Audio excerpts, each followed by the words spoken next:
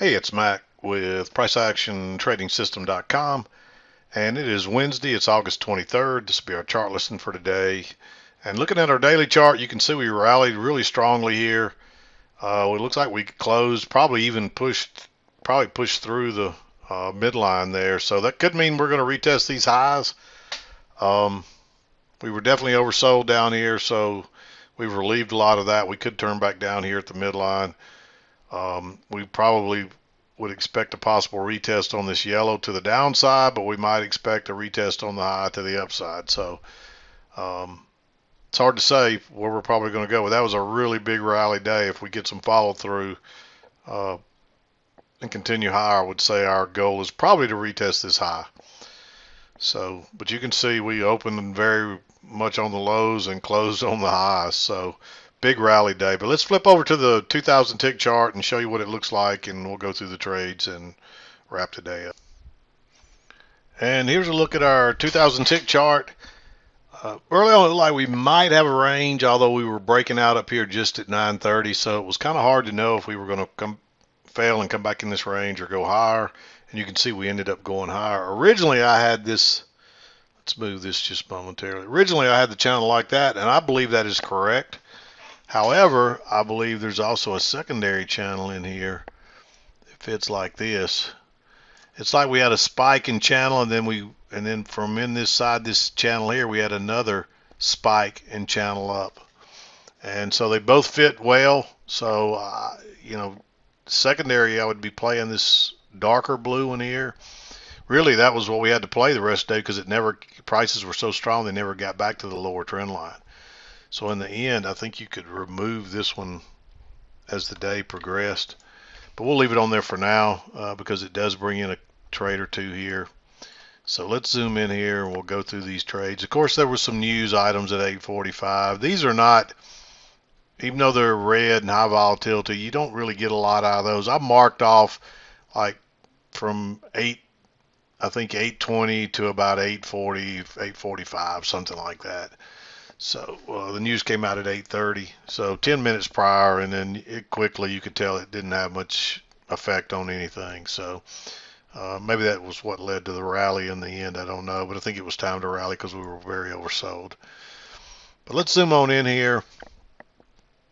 7 o'clock came just as you're making this second entry here, but this signal bar, this is a little congested, but when it pushed on up and gave you a clear second leg and it broke higher and turned down, I like entering that on the engulfing bar. I would not wait till this closed because there's too much support right across there, and you don't really have room to get out. So if you're going to enter this trade, you had to do it on the engulfing bar, which I like that because it's your first break. There's clearly two legs up there, although at first it looked like it was just going to be congestion. That's the reason I don't like going short there on that second entry, because it just looks congested and there's not enough room there. But if you wait a few minutes, you get the clear break higher and turn down, and I prefer going short there because now you got to clear two legs up, and you do have a new high. You do have the close outside, the new high, and the turn down. And then quickly you get another second entry. Notice the new low, first entry, second entry. Nice signal bar, very bearish. It's good for an easy scalp, not much more, and then we bounce out of there. I don't see anything in here that I like. It's just, and of course you want to be flat during the blue. And then quickly you get another second entry that turns up right off that original trend line on the spike and channel that I showed you. Nice blue bullish bar. I like going long right there. That's a nice trade, quick, easy. Several points you could have got out of that one on a runner. I mean, you could have got anywhere from 5 to 6 or 7 points out of that one for sure. But prices are finding resistance here, and then finally you get a triple test here right off the EMA, and it's also a first entry, second entry. There's enough room to scalp out, so maybe you take that trade. I marked it green. It's not a perfect signal bar by any means, and you are close to this overnight high, although we haven't quite reached it. So there's some reasons to be interested in that trade. But it's not a perfect setup by any means. So, but we do break out here, and we come back and we test it, and then we try to come back again, and then we come out and we get a first entry, second entry, and this actually breaks lower and turns and goes higher. I would not enter that one on the engulfing bar because it's not much of a body there, but if it breaks above that one, I think you're safe to go with that trade. I marked it green just simply because you never know about these breakouts. Most of the time they're going to fail, but this felt like this was a trend by this point, a spiking channel trend. Um, so maybe you take that. I did mark it green. Of course, we run on up, then we come out. We get another second entry here with a triple test, but that signal bar is not good enough. I think you have to skip that one. And if you're just patient, a few minutes later, you get another first entry, second entry, and it confirms this higher trend line. And I like going long right there on that second entry long. And again, you get a really nice setup here, and you could get a nice runner on that one.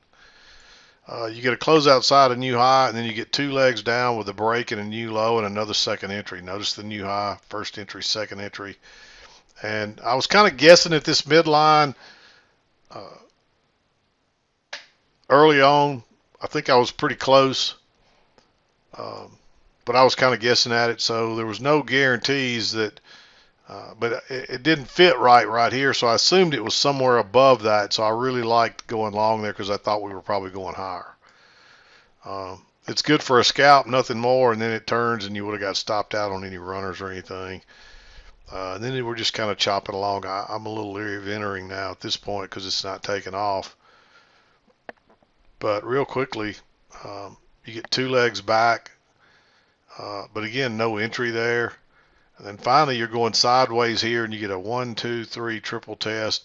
This actually breaks lower and then turns and goes out the other side. I wouldn't enter that on the engulfing bar, but when this closes, if it breaks above that, we're probably going higher. That's a really bullish reversal type bar. I like going long there. And this is moved somewhat here. So you got this one coming down. You get a close outside just barely and a new low.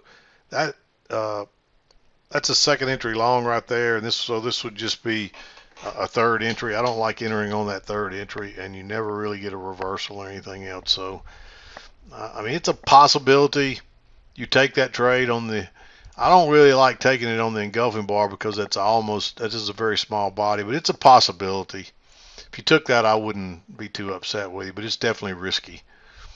And then we hit the upper side on both channels, push up one more time. There's actually a trend line coming up through here.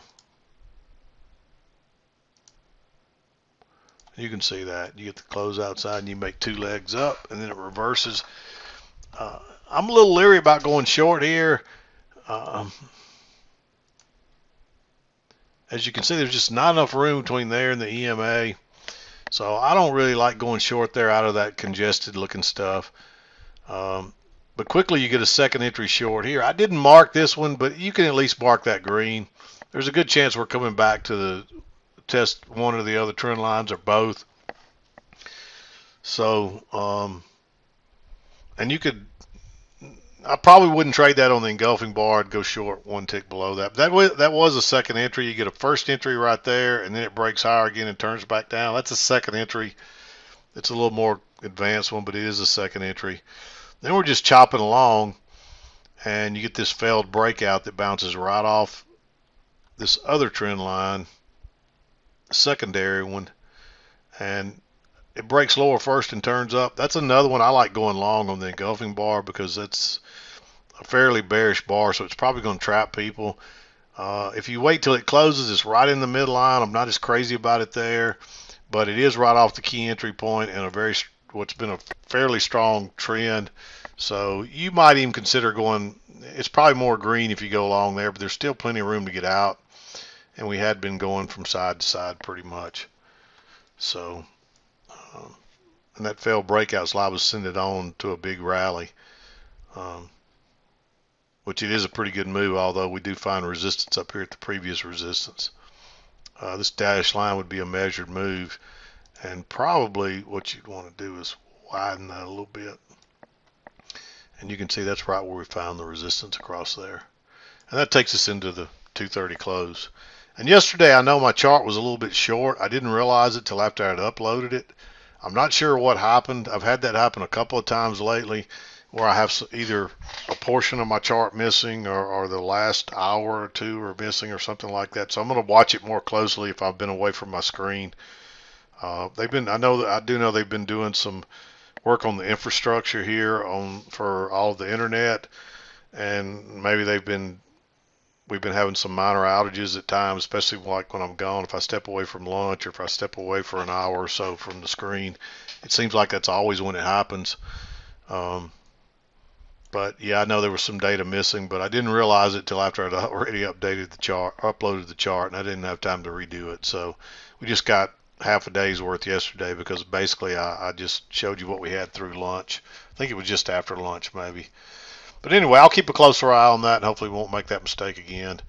And hopefully this, whatever it is causing it, will clear up. I did reload the chart today, didn't change anything really, and didn't add any more data. Wasn't anything missing today, so